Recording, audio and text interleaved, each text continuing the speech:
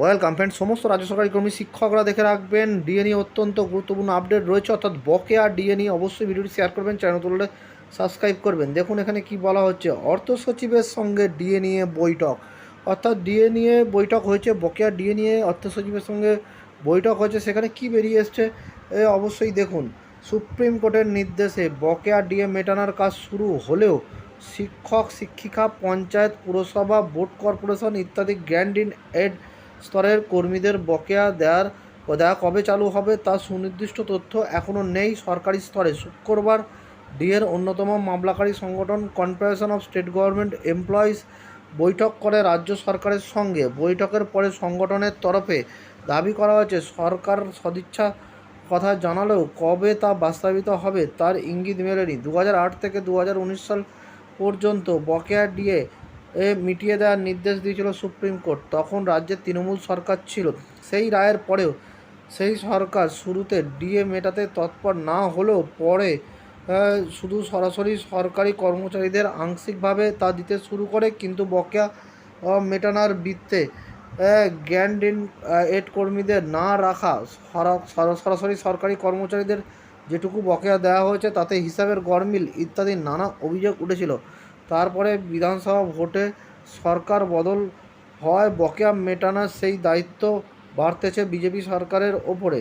সরকার গঠনের পরে ইন্দু মালহোত্রা কমিটি সঙ্গে কথা বলে তা করা হবে বলে আশ্বাসও দিয়েছিলেন নবান্ন। পরে কর্মচারী সংগঠনগুলির সঙ্গে বৈঠকে ডিএ সহ একাধিক আশ্বাস দিয়েছিলেন মুখ্যমন্ত্রী শুভেন্দু অধিকারীও।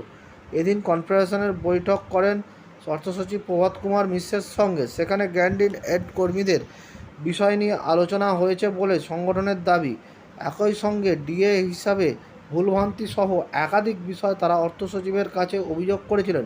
সংগঠনের সভাপতি শ্যামল কুমার মিত্র জানান, সরকারের তরফে জানানো হয়েছে গ্র্যান্ড ইন এড কর্মীদের বকেয়া মেটাতে আন্তরিক অবস্থান নেওয়া হচ্ছে, কিন্তু সেই স্তরের কর্মীদের হিসাব অনলাইনে তোলা নেই।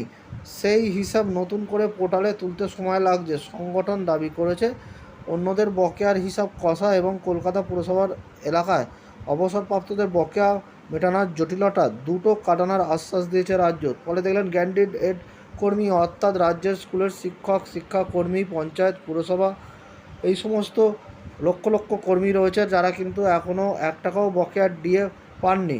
ফলে তারা কবে পাবে সেই নিয়ে বৈঠক হয়, সরকার আশ্বাস দিয়েছে। এবার দেখা যাক যে কত দ্রুততার সাথে কাজ হয়। অর্থাৎ অনলাইনে তাদের হিসাব তোলা নেই, সেই হিসাব তুলতে নাকি সময় লাগছে, সেই জন্য বকেয়া ডিএ দেওয়া যাচ্ছে না। তবে কত দ্রুত তার কাজ হয় সেটাই দেখার, এবং কত দ্রুত তারা এই বকেয়া ডিএ পায়। পরবর্তী যে কোনো এই ধরনের আপডেট পেতে অবশ্যই চ্যানেলটি সাবস্ক্রাইব করতে ভুলবেন না। ধন্যবাদ।